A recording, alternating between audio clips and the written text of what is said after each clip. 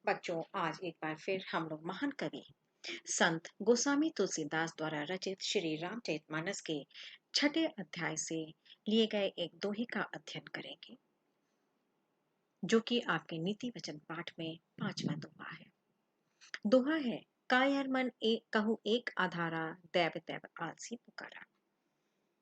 ये दोहा उस समय का है जब लंकापति रावण अपने छोटे भाई अनुज विभीषण को लंका से निकाल देते हैं और वह श्री राम की शरण लेते हैं।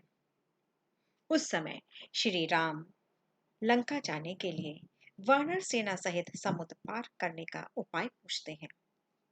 तब विभीषण उनको युक्ति बताते हैं और कहते हैं कि नीति के अनुसार समुद्र से रास्ता देने की प्रार्थना करिए।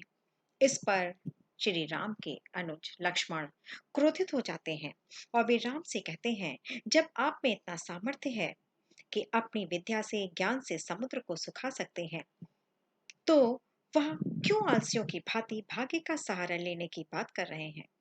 वास्तव में जो लोग परिश्रम करने से डरते हैं, जो आलसी होते हैं, वे ही भाग्य का देव का सहारा लेते हैं। अतः आपको ऐसा नहीं करना चाहिए। तब श्री राम क्रोधित हो जाते हैं और समुद्र पर तीर तान लेते हैं और समुद्र सभीत होकर उपस्थित होता है और उन्हें समुद्र पार जाने का रास्ता बताता है। इस प्रकार से लक्ष्मण के द्वारा कही गई उक्ति कायर मन कहूँ एक आधारा, दैव दैव आलसी पुकारा के द्वारा यही स्पष्ट होता है कि देश दुनिया में अनेक ऐसे लोग हैं जो अपने जीवन को भाग्य के सहारे समझते हैं। वे समझते हैं कि हमें जो कुछ भी मिला है या भविष्य में आगे मिलेगा, वह भाग्य से ही मिलेगा, प्रभु के द्वारा ही मिलेगा। वे सोचते हैं हम जितना भी परिश्रम कर लें, यदि हमारे भाग्य में नहीं है तो वो कुछ नहीं मिलेगा। वो सब कुछ भगवान के अधीन समझते हैं। वे समझते हैं अगर किस्मत में होगा तो देवता दे देगा। लेकिन यदि हम यही सोचकर हाथ पर हाथ रखकर बैठे रहे, कुछ भी कर्म ना करें, तो हमें कुछ भी प्राप्त नहीं होगा। वास्तव में जो आलसी और कायर लोग होते हैं, वे ही देव देव पुकारते रहते हैं और कुछ भी कर्म नहीं करते, कोई भी प्रयास नहीं करते हैं। एक तरह से परिश्रम करने से डरते हैं कि कहीं असफल हो गए तो क्या होगा। और यही डर, यही कायरता उन्हें भाग्य और ईश्वर के अधीन कर देती है। वे सब कुछ ईश्वर पर छोड़ देते हैं, भाग्य पर छोड़ देते हैं और पूरा जीवन परिणाम स्वरूप दुख में व्यतीत करते हैं, निराशा उदासीनता से ग्रसित रहते हैं और अपने जीवन को दुख के सागर में डुबो देते हैं।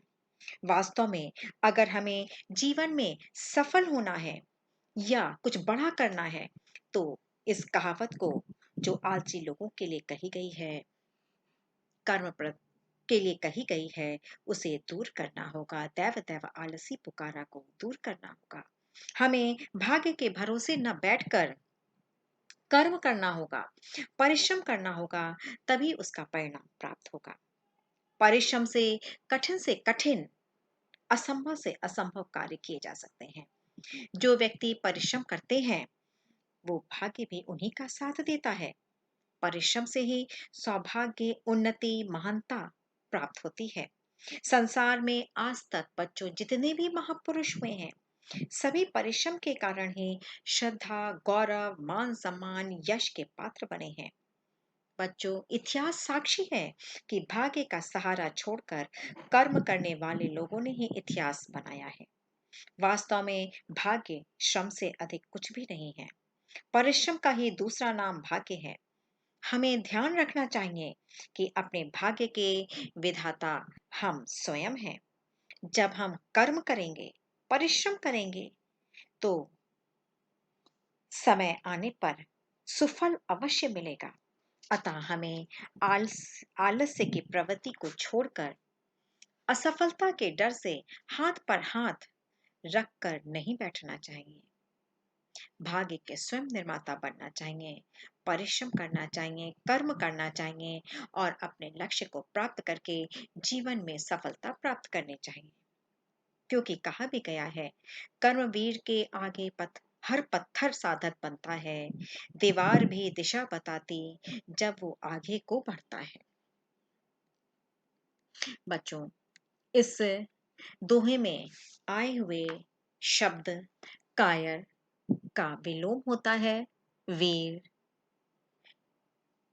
आलसी का विलोम होता है परिश्रमी, आधारा का अर्थ होता है अधीन या आश्रित, दैव का अर्थ होता है भाग्य या देवता, देव के पर्यायवाची होते हैं प्रभु, ईश्वर इत्यादि। इस तरीके से इस दोहे में कवि ने परिश्रम करने को, कर्म करने को कहा है और उसकी महत्ता स्थापित की।